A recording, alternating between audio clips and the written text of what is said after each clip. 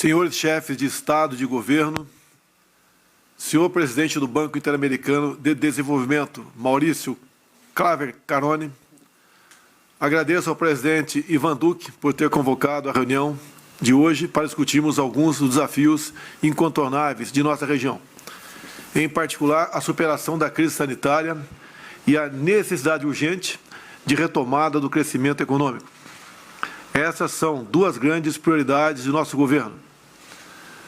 Antes de tratarmos da temática econômica, cumpre recordar que a defesa e promoção da democracia é um dos princípios basilares do ProSul. Nesse sentido, nos preocupam os acontecimentos em curso na Bolívia, nosso vizinho e país irmão, onde a ex-presidente Jeanine Áñez e outras autoridades foram presas sob a alegação de participação em golpe, que nos parece totalmente descabida. Esperamos que a Bolívia mantenha em plena vigência o Estado de Direito e a convivência democrática. A ação dos Estados soberanos para mitigar os efeitos nocivos da Covid-19 na economia e na sociedade tem se mostrado decisiva. Temos contado também com o apoio fundamental de instituições internacionais de créditos aliadas à nossa causa. Por essa razão, vemos como muito oportuna essa reunião do ProSul, às vésperas da Assembleia Anual do Banco Interamericano de Desenvolvimento, o BID. A pandemia suspendeu as atividades da cadeia produtiva de nossos países e teve impactos severos sobre os níveis de emprego e renda em todo o mundo. Por trás das estatísticas, nos solidarizamos com milhões de famílias que, sem o amparo dos governos nacionais, perderiam seus meios de subsistência, sua segurança alimentar e sua dignidade como seres humanos. A situação é ainda mais grave em países como os nossos, onde número significativo de pessoas precisa buscar seu sustento e de seus familiares por meio da informalidade, muitas vezes trabalhando de dia para pagar a comida da noite, sem garantia de uma renda mínima. Para enfrentar essa situação, nosso governo criou um dos maiores programas sociais do mundo, prestando auxílio emergencial a mais de 67 milhões de brasileiros em situação de vulnerabilidade, aqueles que não têm emprego ou que trabalham no setor informal. Os pagamentos totalizaram mais de 50 bilhões de dólares. Neste momento, trabalhamos para estender o auxílio emergencial do governo federal por mais alguns meses, até que consigamos superar a situação lamentável que temos ainda hoje.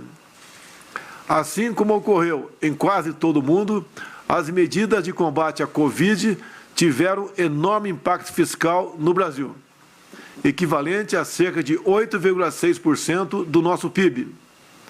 Ressalto que o FMI qualificou a resposta do governo brasileiro à pandemia como rápida e substantiva e deixou clara a importância do comprometimento das autoridades, mesmo nas atuais circunstâncias, com o teto de gastos e o equilíbrio fiscal. Temos mantido esse compromisso. Em 2020, o PIB brasileiro apresentou recuo de 4,1%, o que corresponde a menos da metade da queda projetada por especialistas no início da pandemia. Em razão das medidas tomadas por nosso governo, a economia brasileira iniciou sua trajetória de recuperação já no quarto trimestre do ano passado, com um crescimento de 3,2% em relação ao trimestre anterior.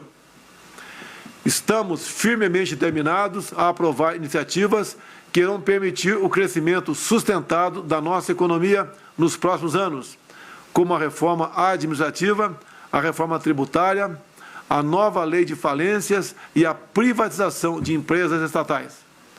Buscamos também estabelecer marcos regulatórios que fortaleçam a segurança jurídica, melhorem o ambiente de negócios e ampliem os investimentos em diversos setores, como, por exemplo, os de petróleo e gás, de infraestrutura viária, de saneamento e de bioeconomia. Mesmo diante dos desafios da pandemia, não podemos nos esquecer da ameaça do crime organizado, que continua a parar sobre nossa região. Necessitamos redobrar nossos esforços conjuntos na luta contra o narcotráfico, o terrorismo e outras formas de criminalidade. Consideramos que um dos grandes desafios do pós-pandemia será aumentar os fluxos de investimentos voltados a financiar o desenvolvimento sustentável na nossa região. O ProSul nos proporciona uma ótima oportunidade de coordenação para o enfrentamento deste desafio e a retomada econômica de nossos países. E para isso é fundamental o apoio de instituições parceiras como o Banco Interamericano de Desenvolvimento. Outro desafio do Brasil é atrair mais investimentos para a área de infraestrutura.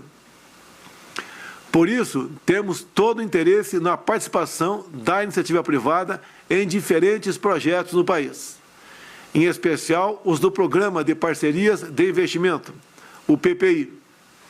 Em um cenário de forte pressão sobre as finanças públicas, é crucial promover concessões e parcerias público-privadas que mobilizem recursos suficientes para impulsionar o desenvolvimento do Brasil. Já obtivemos muitos progressos, mas queremos avançar ainda mais em áreas como transporte, logística e saneamento urbano.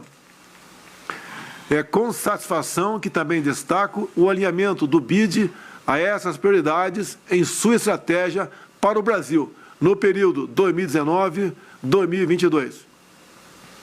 O banco tem contribuído de modo crucial com nossos esforços para tornar o Estado brasileiro mais eficiente e fortalecer o nosso ambiente de negócios.